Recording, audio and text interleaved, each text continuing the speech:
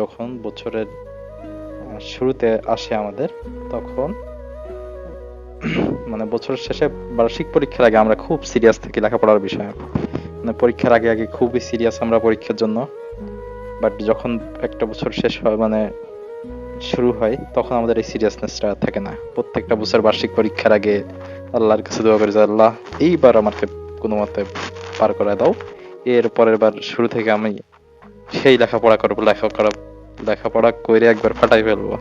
কিন্তু পরের বছর শুরু থেকে আবার যে লাও সেই কদু। যে একটা প্রবাদ আছে যে নেড়া বারবার বেল তলায় যায় না। আসলে প্রবাদের কথাটা হচ্ছে আসলে ভুল এখানে, যে নেড়ারাই বারবার বেল তলায় যায়। কারণ তুমি চিন্তা করো, প্রত্যেকটা বছর তোমার সাথে ঠিক এই জিনিসটাই হয়। এই সারা বছর শুরু থেকে এখনো সময় আছে, পরীক্ষার আগে পড়বো, আজকে এইভাবে পড়া গ্যাপ পড়তে পড়তে তোমার পরীক্ষার আগে প্রচুর একটা পড়া গ্যাপ পড়ে যায়। তো তখন হচ্ছে তুমি চিন্তা করো কিভাবে শেষ করবে, এবারের জন্য কোনো মতে পার হয়ে যায়, পরের বার থেকে ঠিকভাবে পড়বো। আসলে এই সমস্যাটা হয় কেন, এই ধরনের প্রবলেম যাদের হয়, মানে বেশিরভাগেরই এই ধরনের প্রবলেম হয়। কিছু হচ্ছে মানে এক্সট্রা মানুষ, এক্সপেন্সিভ মানুষ আছে কিছু, তাদের এগুলো হয় না। বাট বেশিরভাগ মানুষেরই এই ধরনের প্রবলেম দেখা দেয়। তো এই ধরনের প্রবলেম থেকে আসলে কিভাবে উত্তরণ করবো, তোমরা অনেকেই প্রশ্ন করছো যে এইটা আসলে ভাইয়া এরকম হয় তো কি করবো। প্রথম দিকে পড়তে মন চায় না, শেষের দিকে পড়া অনেক বাকি থেকে যায়, পড়া হয় না, শেষের দিকে এসে যে এত পড়া কি পড়বো, পড়া হবে না, তাই পড়া করি না আর কি। তো দুইটা বিষয় হচ্ছে এখানে খেয়াল করতে হবে। তো বছরের শুরুর দিকে তোমার কেন পড়া হয় না, কারণ তুমি চিন্তা করো যে পরীক্ষার এখনো অনেক সময় বাকি আছে, এখনো অনেক দিন বাকি আছে। বাট তুমি যদি বছরের শুরু থেকে এই যে সময়টা অনেক সময় আছে এটা যদি কল্পনা করা বন্ধ করে দিতে পারো তোমার বছরের শুরু থেকেই, মানে বছরের শুরুর দিনই মনে করো যে তুমি যে 3 দিন পরে পরীক্ষা, আসলে এটা কি মনে করা যায় নাকি? এটা তো ভাই ভিতর থেকে আসতে হয়। তো সেটা হচ্ছে কথা, যে পরীক্ষার শুরু থেকে যদি তোমার ওই ধরনের সিরিয়াসনেস চলে আসে, তাহলে তোমার ফলাফল এমনিতেই ভালো হয়ে যাবে। ঠিক আছে? তো এইখানে হচ্ছে দুইটা রুটিন দুইজনের জন্য। একটা হচ্ছে একটা গ্রুপ যাদের পরীক্ষা খুবই কাছে, তাদের ক্ষেত্রে হয় কি এত এত পড়া বাকি, এটা কি পড়ে শেষ করতে পারবো, তার থেকে পড়া বাদ দিই। দ্বিতীয় যে গ্রুপটা রয়েছে এদের হচ্ছে পরীক্ষা এখন অনেক দূরে, তো এত অনেক দূরে, তো পড়ালেখা করে পরে কুলায় নিতে পারবো, কিন্তু শেষমেশ দেখা যায় যে সেই পরীক্ষার আগেই তাদের বিশাল সিলেবাস বাকি। বছরের শুরু থেকে কিভাবে ইফেক্টিভলি লেখাপড়া শুরু করা যায়, এই বিষয়টা নিয়ে আমি একটু চিন্তা ভাবনা করে যেটা দেখলাম, যে বুদ্ধিটা বের করতে পারলাম আর কি। তো বছরের শুরু থেকে যদি আমরা মানে এই সময়ের চিন্তা, যে এখন তো অনেক দিন, কবে পরীক্ষা, এখনো 3 মাস, সরি মানে 1 বছর, 12 মাস, 10 মাস পরে আমাদের পরীক্ষা, অনেক সময় অনেক সময়।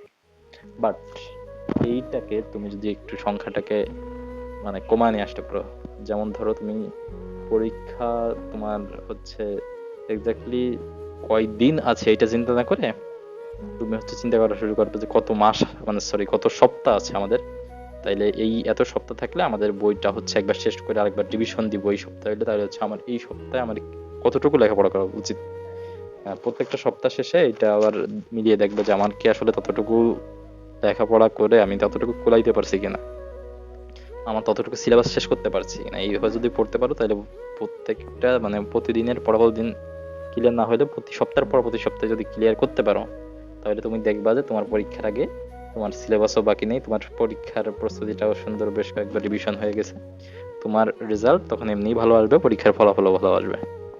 আর দ্বিতীয় যে গ্রুপটা, এদের হচ্ছে পরীক্ষা তো ভাই 2 দিন পরে পরীক্ষা, সিলেবাস বিশাল সিলেবাস বাকি, কি করব, এত পড়া কিভাবে? তো তোমার ক্ষেত্রে ঠিক উল্টা কাজটা করতে হবে। তুমি পরীক্ষা বাকি আছে 20 দিন, 1 মাস, তুমি হচ্ছে এখন দিনটাকে দিনে না, দিন ধরে হিসেব না করে তুমি হচ্ছে এখন হিসেব করবো ঘন্টা ধরে, যে আমার কত ঘন্টা আছে। তখন দেখবে যে না, সংখ্যাটা আর বড় হয়ে গেছে। তখন হচ্ছে মনের ভিতরে একটু সাহস পাবা। তো তখন হচ্ছে শুরু করতে পারবো যে না, এবার আমি হয়তো সিলেবাসটা শেষ করতে পারবো। তো এই যে এই দুইটা পরামর্শ তোমরা যদি মেনে চলার চেষ্টা করো, বিশেষ করে যাদের বছরের শুরু এখন, তো যাদের হচ্ছে এই সাইকেল প্রত্যেকবারই হয় যে না শুরু থেকে লেখাপড়া হয় না, শেষের দিকে এসে বিশাল সিলেবাস বাকি, শেষে যায় লেখাপড়ার চাপে লেখাপড়া হয় না। ঠিক আছে, তো এই সমস্যাটার সমাধান করা সম্ভব। আর যাদের পরীক্ষা, এই যে এইচএসসি পরীক্ষা যাদের আছে, এদের পরীক্ষার খুব বেশি দিন বাকি নাই ভাইয়া, কিছুই শেষ হইলো না, এখন তোমাদের ক্ষেত্রে হচ্ছে ওইটা যে কত ঘন্টা আছে, এই ঘন্টা হিসেবে তুমি চিন্তা করো যে আমার তাহলে একটা চ্যাপ্টার শেষ করতে, অন্তত একবার শেষ করতে কতটুকু, মানে পরীক্ষার 5 থেকে 10 দিন সময় হাতে রেখে একটা চ্যাপ্টার একবার শেষ করতে আমার কত দিন সময় লাগতে পারে, মানে কত ঘন্টা সময় ব্যয় করলে আমি একটা চ্যাপ্টার শেষ করতে পারবো। ঠিক আছে, এইভাবে হচ্ছে ভাগ করে নিবা, তাহলে তোমার মানে শেষের দিকে যারা আছো, যাদের পরীক্ষা খুব কাছে, তাদেরও লেখাপড়াটা ভালো হবে। ঠিক আছে, টেনশন কম হবে। তো তোমরা হচ্ছে যারা পরীক্ষার্থী আছো তারা প্রস্তুতি নাও, যারা বছরের শুরু আছে সময় নষ্ট না করে তোমরাও তোমাদের পরীক্ষার জন্য প্রস্তুতি নাও, তখন তোমরা শেষের দিকে একটা ভালো ফলাফল আনতে পারবে, এমনি তুমি বাকি সবাই থেকে আগে যাবে।